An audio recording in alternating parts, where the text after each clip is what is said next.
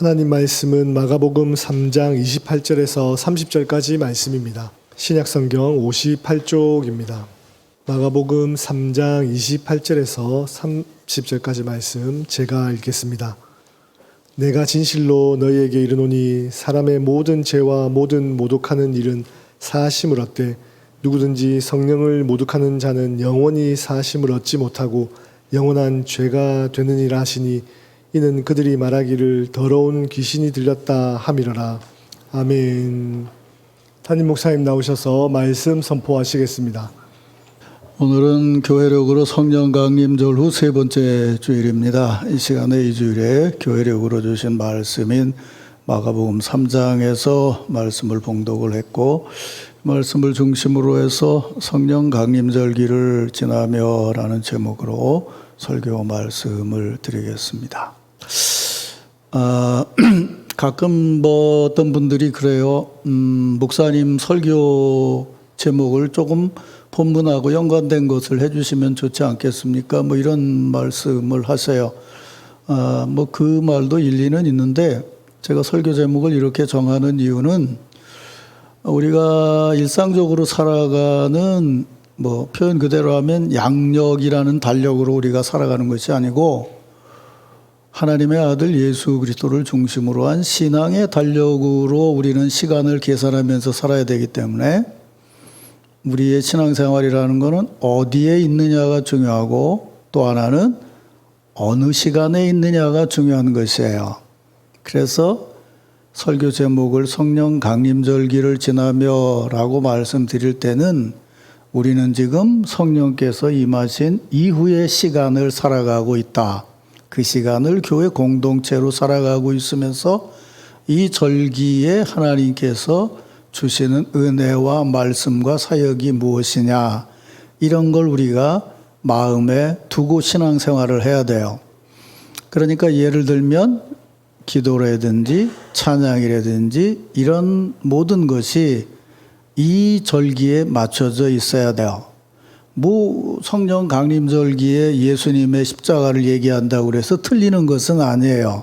그러나 우리가 한 곳에 마음을 모으고 신앙의 절기를 따라 신앙생활함을 반복함으로써 우리의 신앙이 이렇게 나선적으로 성장해 올라갈 수 있는 거예요. 자기 자신도 모르는 사이에. 그래서 설교 제목을 꼭 뭐라고 정해져. 어떤 교회는 심지어는 설교 제목을 2자리 이상을 안 한대요. 어떤 목사님이. 그래 왜 그러냐 그랬더니 3마디만 하면 잊어버린대, 신자들이. 그래서 2마디로 한다. 그런 수준하고 비교해서 되겠어요? 우리가 어떤 절기를 지나면서 이때 우리들의 신앙의 생각과 언행은 어떤 것이어야 된다. 어떤 의미를 생각하고 살아야 된다. 근데 그런 의미에서 제가 설교 제목을 구체적으로 정하지 않고 절기에 맞는 큰 제목만 정하고 있어요. 그 큰 흐름 안에서 말씀을 들으면서 여러분 자신들의 절기에 맞는 신앙의 생활을 생각해 보라는 것이죠. 이제 다 아시겠지만 한 번 더 말씀을 드렸고, 지난주에 설교 들어보셨어요? 제가 요즘에는 어느 때보다 정말 공부를 열심히 하고 있어요. 어거스틴을 연구하다가, 그다음에 삼위일체를 연구하다가, 삼위일체를 보다 보니까 또 초대 4세기까지 교부들의 신앙, 그것도 서양 교부뿐만 아니라 동방 교부들에 대한 거를 읽다가, 또 그다음에 그보다 좀 앞에 가니까 그럼 예수님 당시의 신앙인들이 예수님의 말씀을 들을 때는 어땠나, 그러고 보니까 지난번에 말씀드린 것처럼 제2성전기 시대의 신앙인들의 어떤 신앙의 패턴, 그 사람들이 생각했던 메시아관, 그래서 왕으로서의 예수님, 제사장으로서의 예수님, 선지자로서의 예수님, 여러분이 듣는 얘기인데 그게 그냥 그렇게 단순한 얘기가 아니더라고요. 그래서 요즘 제가 거의 하룻밤에 책을 한 권씩 읽어내고 있어요. 얼마나 재미있는지 몰라요. 그래서 이런 깊이가 있는 것이고 이런 의미가 있는 것인데 참 하나님의 말씀을 너무 우리가 쉽게 생각을 했구나, 그런 생각을 하면서 지금 지나가고 있어요. 어쨌든 나이가 들어서 오늘도 한두 번 말실수를 할 테니까 이해를 하세요. 어쨌든 우리는 하나님 은혜 안에 살고 있습니다. 믿습니까 여러분? 오늘 본문의 말씀은 예수님이 공생의 사역을 시작하고 1년여 지난 후에 있었던 일을 기록한 것이에요. 1년 후라고 추측을 하는 것은 이 사건 바로 전에 예수님께서 12제자를 세우셨다는 기록이 있기 때문이에요. 성서학자들은 연구를 해보고 예수님께서 12명의 제자를 다 세우신 때가 대략 공생애를 시작하고 1년쯤 지나서라고 추정을 하고 있어요. 그래서 이것은 이제 공생애를 시작해서 1년쯤 지난 후에 있었던 일을 기록하고 있는데, 오늘 시간상 26절부터 읽었지만 대략 그 20절부터 이제 본문이 이어지고 있는데 20절부터 3장 마지막까지를 이렇게 쭉 보면 그 내용이 전혀 상관없는 사건들이 연이어 기록된 것 같고, 또 하나 성령 강림하고는 전혀 관계가 없어 보이는 것 같은 느낌을 받게 돼요. 하지만 교회력으로 성령 강림절기에 이 말씀을 주셨다는 것은 이 말씀에 담겨져 있는 사건과 가르침을 잘 분별하고 성령 강림의 의미를 잘 분별해서 성령의 감동하심과 능력으로 후반기 신앙 사역에 임하라고 하는 하나님의 귀한 은혜와 뜻이 담겨져 있는 것이죠. 이제 오늘 이 말씀을 들을 때에 이런 축복과 은혜가 여러분 모두에게 함께하기를 주의 이름으로 축원합니다. 설교를 듣기에 앞서서 우리 성령 강림절기를 지나며 주일 축복 인사를 나누죠. 기쁜 마음으로 우리 이렇게 축복합시다. 성령께서 함께하십니다. 이렇게 축복하십니다. 성령의 능력으로 일합시다. 이제 오늘은 우리가 지금 축복한 이 대목에 담겨져 있는 의미를 오늘 본문 말씀과 더불어서 생각을 해보려고 합니다. 자, 오늘 본문 사건 앞에 나오는 그 22절 이하를 보면 예루살렘에서 온 서기관들의 예수님 사역에 대한 평가와 그에 대한 예수님의 대답이 기록되어져 있습니다. 성경에 기록된 대로 예수님께서는 공생애를 시작하신 이래로 기적을 보여주셨습니다. 병든 자를 고쳐주시고 귀신 들린 자를 풀어주셨습니다. 그 기적은 시간과 장소를 가리지 않았습니다. 예수님께서는 안식일에 회당에 가셔서도 병든 자를 고치고 귀신 들린 자를 해방시켜 주셨어요. 그런데 바로 그게 예루살렘에서 온 서기관들에게는 문제거리가 되었습니다.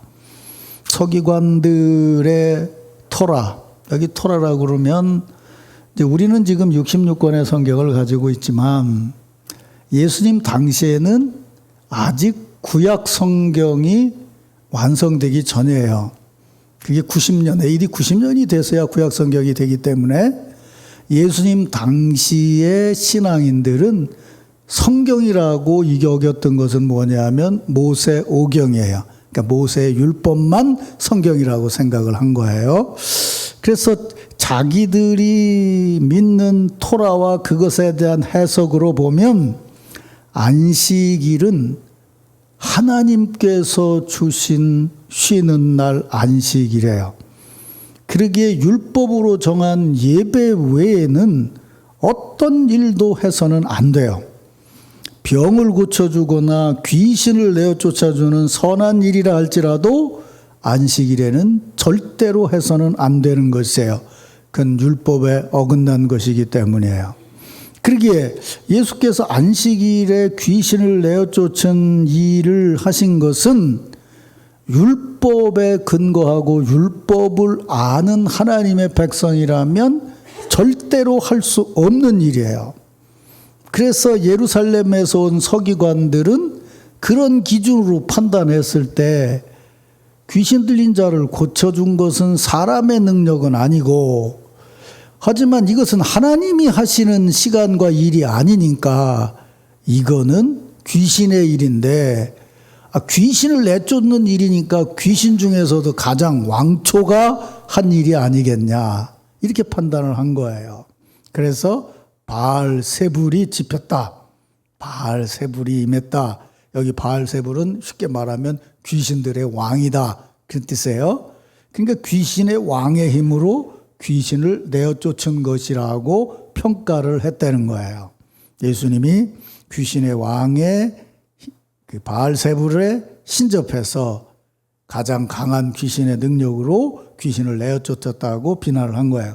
근데 여러분들이 아셔야 되는 것은 요즘은 이제 우리도 그런 걸 잃어버렸지만 우리가 살던 한 두세 대 전만 해도 왜 그러잖아요. 뭐 무당에게 가서 뭐 구슬을 한다든지 이러면 뭐 예를 들면 뭐 돌아가신 뭐 부모님이 자식이 효도라지라 해서 억울해가지고 가지를 못하고 돌고 있어서 이걸 더 큰 신에 접해서 이걸 뭔가 주고 쫓아보내야 된다. 이런 생각을 했던 것이 우리보다 한 두세 대 전에 사람들의 기본적인 의식이었단 말이에요.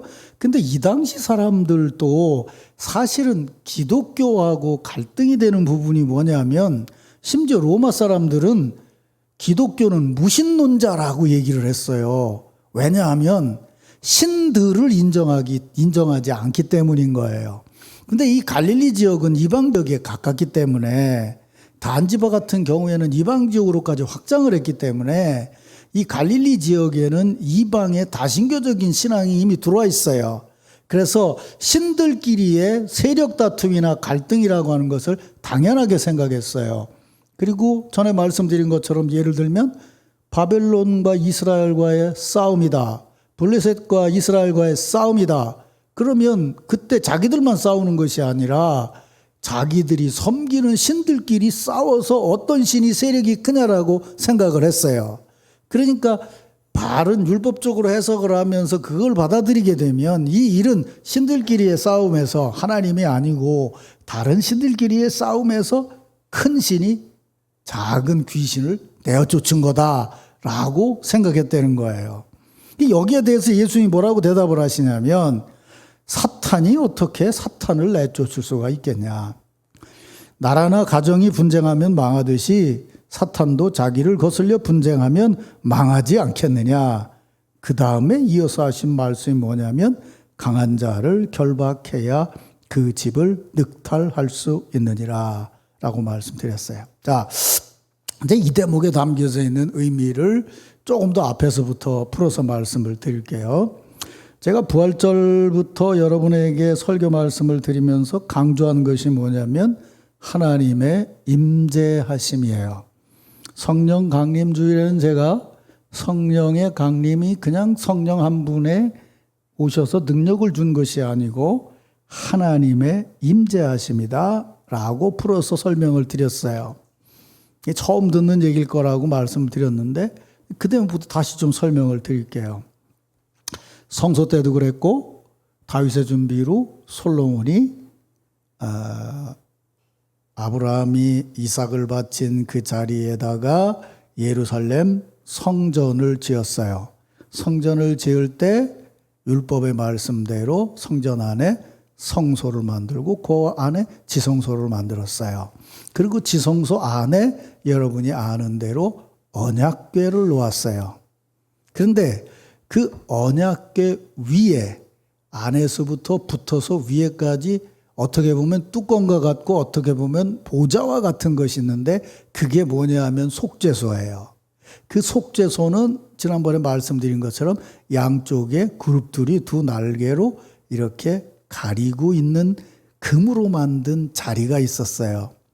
그게 뭐냐면 하나님의 보좌요 하나님의 임재하심이었어요. 그래서 실제로 솔로몬이 성전을 짓고 언약궤와 속죄소를 갖다 놓았을 때 구름이 덮이면서 하나님의 임재의 현상을 백성들이 체험할 수 있었어요. 이건 굉장히 중요한 거예요. 보세요. 이렇게 생각해 보세요. 애굽에서 출발할 때 그 일을 현장에서 한 사람은 모세지만 이스라엘 백성을 인도하신 분은 누구세요? 하나님이시죠. 하나님이 같이 거기 계시면서 인도하신다는 걸 보여준 것이 뭐예요? 구름 기둥, 불 기둥이죠. 그리고 그 역사가 진행되면서 내가 이후에도 너희와 함께 있다라는 것을 보여주기 위해서 만든 것이 뭐냐면 언약 성소와 지성소와 언약궤와 속죄소인 그게 상징만이 아니고 실제로 거기 하나님께서 임재하셨다는 것을 이스라엘 백성들은 믿었어요. 시간이 지나가면서 그 신앙이 흔들리게 되는 거예요. 아까 말씀드린 것처럼 외교적인 것도 있고 여러 가지 주변의 영향을 받아서 이방신들이 들어오게 되면서 나라가 나누어지고 이스라엘과 유다 왕국 왕부터 백성들까지 모두가 다 우상 숭배를 하고 타락했어. 예언자들이 예언을 하죠. 그러면 하나님께서 너희들을 떠날 것이다 라고 예언을 했어요. 특별히 에스겔의 예언에 보면은 지난번에 말씀드린 것처럼 실제로 하나님께서 성전에 문지방을 밟고 나가시는 것을 예언했어요.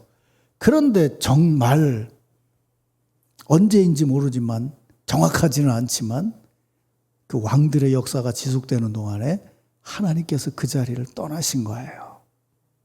떠나셨다는 것을 어떻게 알 수 있느냐 하면 유다가 망할 때에 바벨론의 군인들이 들어와서 느부갓네살왕이 와서 지성소까지 들어와서 언약궤를 탈취해 갔어요. 근데 놀랍게 그때 얘기에 속죄소 얘기가 없어요. 그리고 이스라엘 사람들의 신앙대로 한다면 우사가 죽은 것처럼 지성소에 들어갔으면 느부갓네살 왕이 죽어야 되지 않냐 그 말이에요.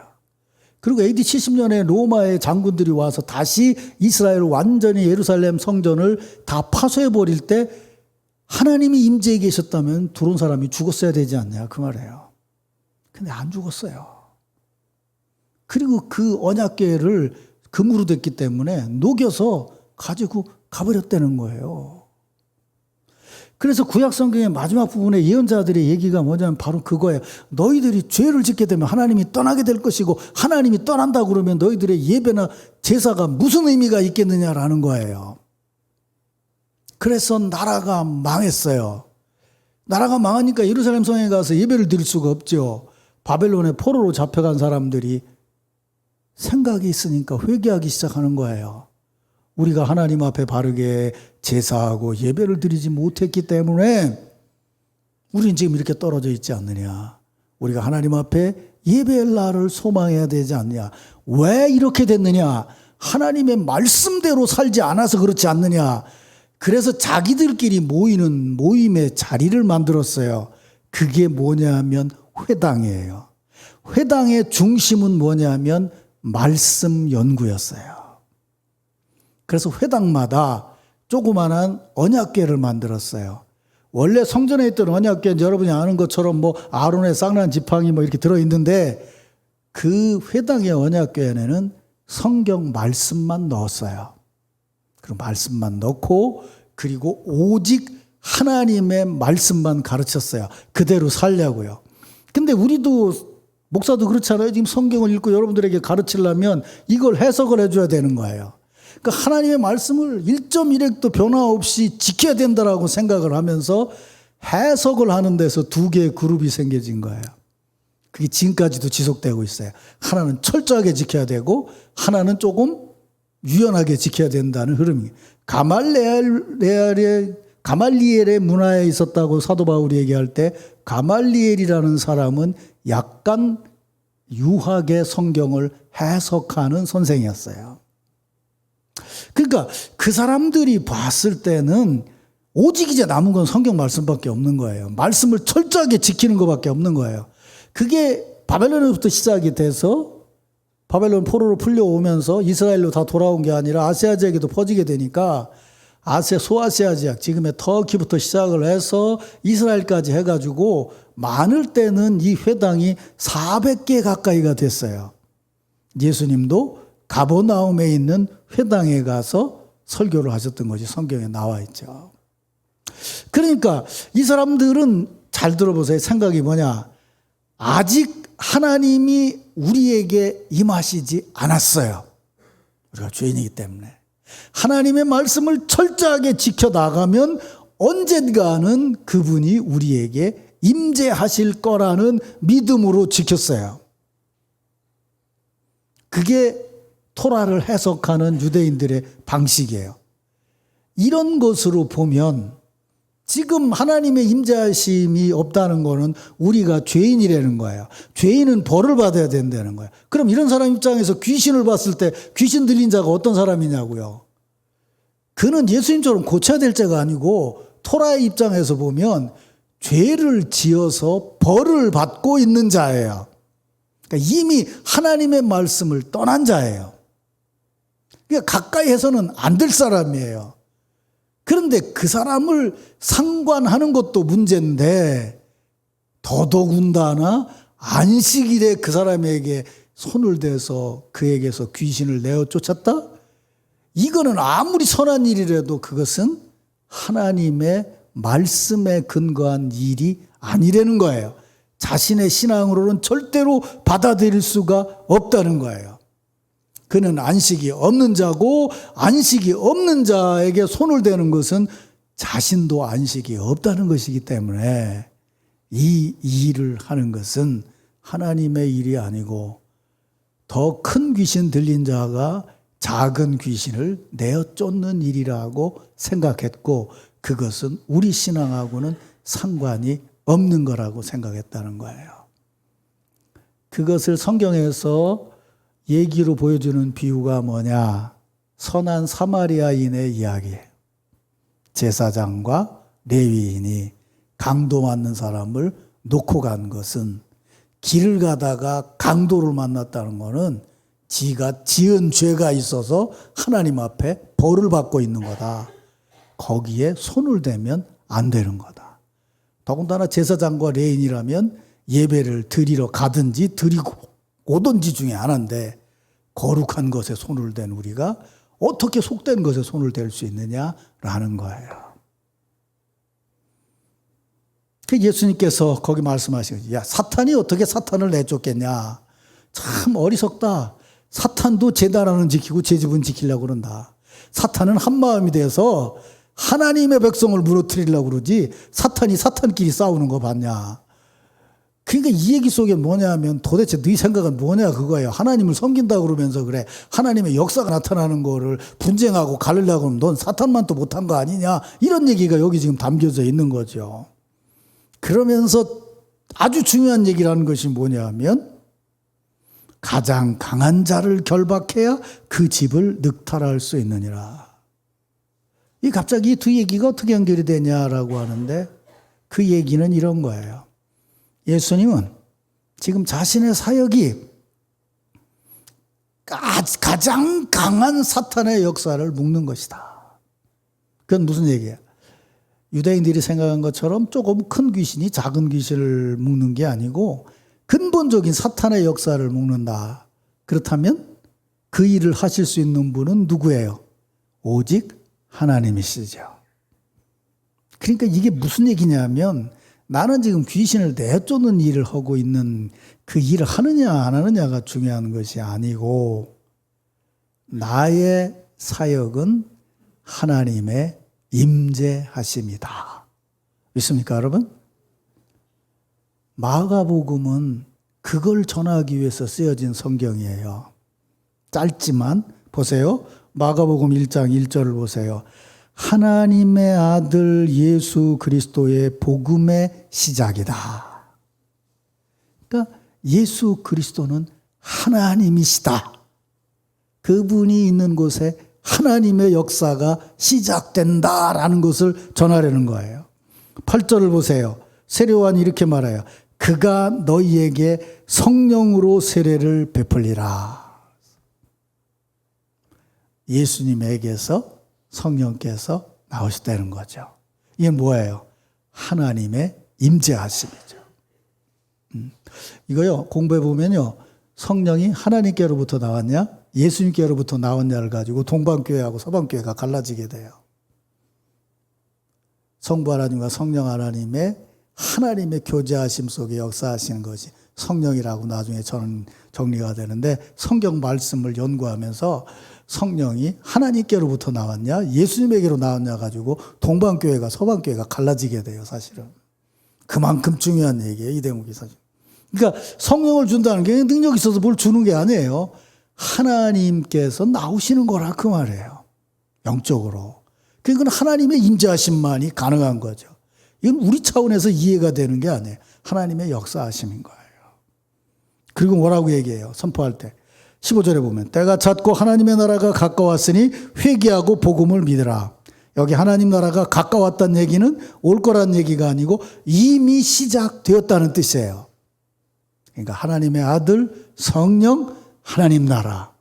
그러니까 예수 그리스도의 사역의 현장은 왜 귀신이 물러갈 수밖에 없었냐? 하나님이 임재하시기 때문이라는 거예요. 믿습니까, 여러분?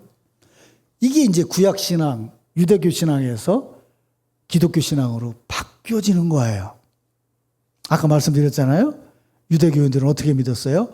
성전 안에 속죄소에 하나님이 계시다라고 생각했어요. 타락함으로써 거기서 하나님이 떠나셨다는 거예요. 돌아오시기를 기다리고 있어요. 예수님께서 오셔서 말씀하시는 건 뭐냐?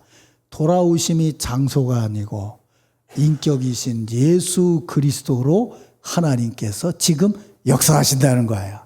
그게 예수 그리스도의 부활을 믿는 우리의 신앙인 거예요. 믿습니까, 여러분? 그러니까 제가 매번 말씀드리지만 하나님 앞에 예배를 드릴 때 그냥 우리가 와서 여기 모여서 십자가 앞에서 그냥 우리끼리 찬송하고 말씀 조금 듣고 그냥 은혜 받았나 이러고 돌아가는 게 기독교 예배가 아니에요. 우리가 예수께서 부활하신 날 예배를 드리는 것은 그리스도의 부활은 하나님의 임재요 성령의 역사예요. 예수 그리스도의 부활하심을 성령으로 제대로 깨달은 사람들이 교회가 되었어요.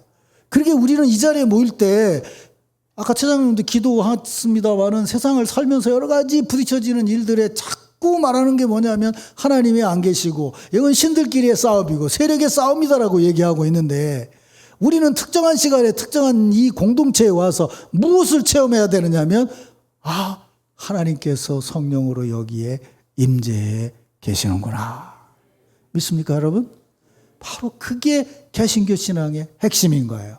근데 거기에 또 하나 놀라운 것은 뭐냐 하면 자, 여러분 아시는 것처럼 구약 성경을 읽어보면 성경 열심히 있는 분들은 레위기 뭐 이런 데 읽어봐서 알 거예요. 뭐 부흥회 참석해 보면 알 텐데 그 대제사장의 자격에 대한 얘기가 나와요. 절대로 몸에 흉터가 있으면 안 돼요. 그리고 나이 어린 사람은 못 알아듣기 때문에 고자도 못 들어가.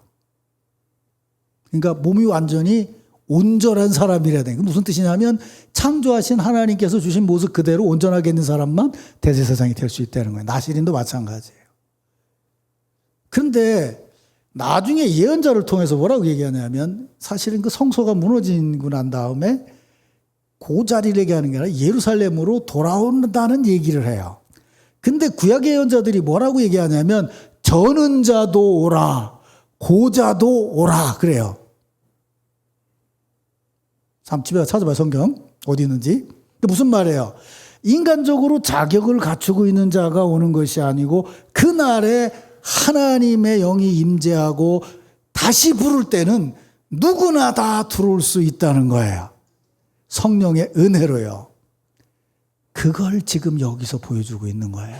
귀신 들린 자를 안식일에 회당에서 고쳐주셨다는 것이 바로 그거예요.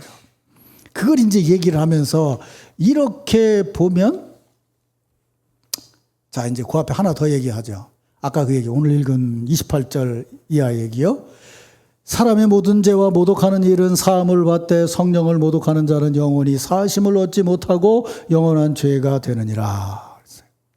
제가 신학교 처음 들어가서 어떤 그 신학자가 쓴 글에서 이런 글을 읽으면서 이게 고민이 되더라고요. 아니 예수를 믿으면 다 용서를 받는다고 그랬는데 그중에 성령을 회방하는 죄는 용서를 받지 못한다. 그러면 도대체가 이 성령을 회방하는 죄가 뭐야? 그게 알아야 될 거 아니야? 그래서 들어보니까는 뭐 집회에서 어떤 목사님은 이런 얘기를 하면서 이건 성령을 회방하는 죄입니다. 이건 성령을 회방하는 죄입니다. 그래서 얘기를 해요. 이게 성경 말씀에 관심 있는 분은 아마 이 얘기를 듣고 관심을 가졌었을 거예요. 어떤 죄가 성령을 회방하는 죄냐? 그것만 딱 돼서 무시간적으로 보니까 그래요. 이건 여기서부터 봐야 되는 거예요. 여기서부터 보면 대답이 분명하죠. 예수 그리스도께서 하시는 사역은 하나님께서 임재하셔서 성령께서 역사하시는 사역이에요. 근데 그 사역을 귀신이 들린 거라고 얘기를 하면 그는 하나님과 성령을 모독하고 있는 거죠. 그러니까 요즘으로 말하면 무슨 얘기냐면 예수 그리스도를 영접해서 하나님의 자녀가 되고 새로운 사람이 되고 교회 공동체가 된다는 것을 부정하는 것은 성령을 회방하는 건 거예요. 그게 성령을 회방하는 죄인 거예요. 하나님의 임재를 거부하는 것이 성령을 회방하는. 이거 굉장히 중요합니다. 지금 보세요.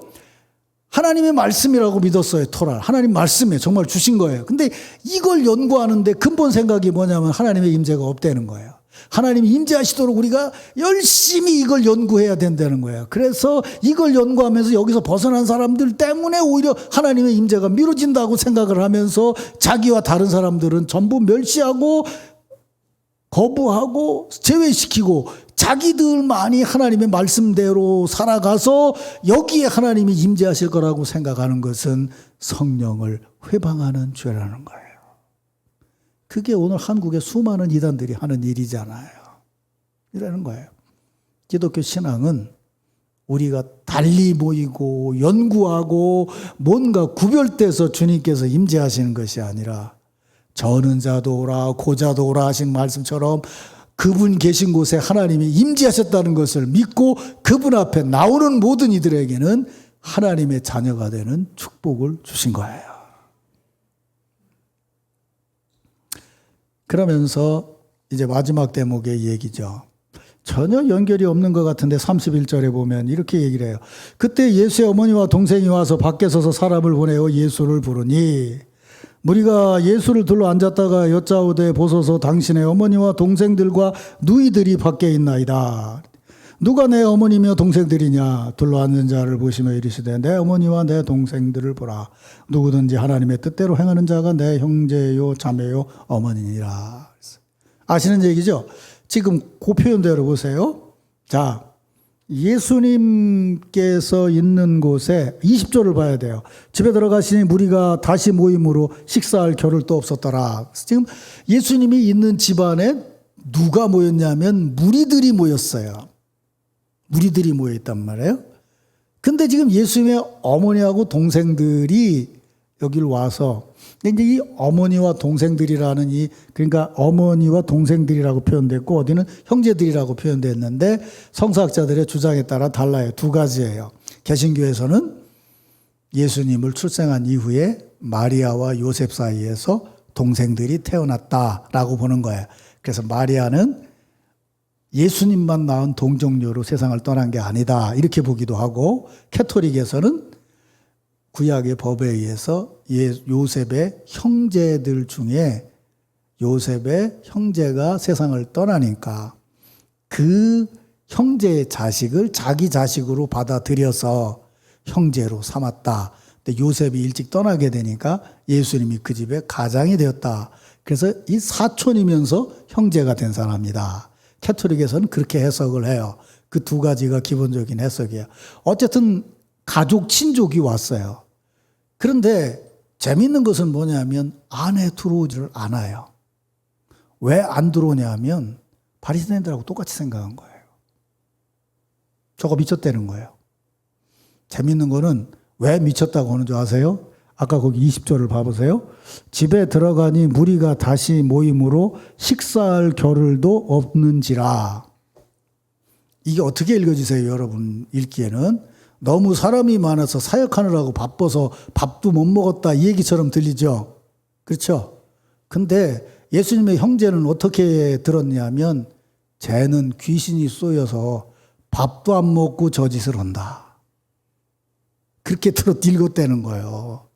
그러니까 예수님의 형제들은 예수님이 귀신 들린 자고 거기 모인 사람도 똑같다는 거예요. 그러니까 안 들어오는 거예요. 안에 있는 사람이 보고 당신의 어머니 반가워서 긍정적으로 말해. 당신 어머니 형제가 왔습니다. 그랬더니 그들이 안 들어오는 걸 보고 예수님이 뭐라고 말씀하세요? 누가 내 형제냐? 여기 둘러 앉아 있는 이들이 내 형제다. 그게 무슨 얘기예요? 지난번에 성령 강림절에 말씀드렸죠? 그곳에 성령이 임하시니 그 집이 성령으로 충만했다. 여기 뭐라고 표현되어 있어요? 집이라고 되어 있잖아요. 예수님이 사역하는 그 집에는 성령께서 역사하시고 있고, 더 중요한 것은 하나님께서 임재해 계시는 하나님의 역사가 이루어지고 있다는 거예요. 믿습니까, 여러분? 그 울 안에 있는 이가 내 형제요, 내 자매라는 거예요. 그러면 이 얘기를 마가복음의 상황으로 가보자고요. 로마에 박해가 시작이 됐어요. 저 다 미친놈들이라고 그러는 거예요. 다 가둬놓고 박해를 가해요. 그 사람들한테 얘기하는 거예요. 사람들이 너희를 무시하고 박해하고 어렵게 하고 곤란케 하고 너희를 갈라놓으려고 애를 쓰고 있지만, 너희가 함께 모인 곳에는 부활하신 주님과 성령이 함께 하신다면 너희는 하나님의 집 안에 있는 교회 공동체요 하나님의 백성이니라. 너희에게 하나님의 축복과 은혜가 있을지어다. 여러분, 오늘 이 시대에 우리가 신앙생활을 하면서 어떻게 보면 가장 큰 적이 되는 것은, 성경책을 맨 뒤까지 읽어보면 계속적으로 강조되는 것이 뭐냐면 돈의 문제예요. 돈이라고 하는 것이 초대교회처럼 같이 나누는 것이 된다 그러면 그건 축복인데, 우리가 아는 것처럼 자본주의가 발전하면 발전할수록 개인적인 소유 문제가 엄청나게 커지게 되는 거죠. 그래서 돈의 문제는 결국 개인의 문제가 되고, 개인이 강조되게 되면 그 다음부터는 공동체가 무너지기 시작을 해요. 이것이 오늘 교회의 가장 큰 적이며, 그거는 초대교회도 똑같았어요. 그래서 요즘에 신학자들은 말하는 거예요. 교회가 어렵다고 하는데 이 어려움은 초대교회와 같은 어려움이다. 초대교회가 쉬워서 교회가 그렇게 세워졌겠냐? 아니라는 거예요. 성령의 임재하심을 체험하고 지금 살아계신 주님과 동행하는 이들이 가는 곳곳마다 교회 공동체를 이룰 수 있었다는 거예요. 그것이 성령 강림의 의미인 거예요. 우리는 무슨 이만한 능력을 가지고 요만한 능력을 가진 사람과 싸워서 이겨야 된다라든지, 여기 모여야 되고 이날 모여야 된다라는 것이 이날이 맞냐 저날이 맞냐가 중요한 것이 아니에요. 그 모든 것을 넘어서는 거룩하신 하나님의 임재하심이 지금 우리 앞에 있고 우리 공동체 안에 있다는 거예요. 믿습니까, 여러분? 그것이 교회 공동체예요. 그래서 여기서 주님이 함께 하심. 여러분, 교회 들어오실 때마다 한 번만이라도 이렇게 생각을 하세요. 지금 이 자리에 성부, 성자, 성령 하나님이 임재하셔서 죄 많은 나를 부르시고 우리를 부르셔서 한 공동체를 이루게 하십니다. 이 생각이 있어야 예배자가 될 수 있는 것이에요. 그게 성령 강림절기의 신앙이에요. 이런 믿음과 은혜가 여러분 모두에게 함께하기를 주의 이름으로 축원합니다.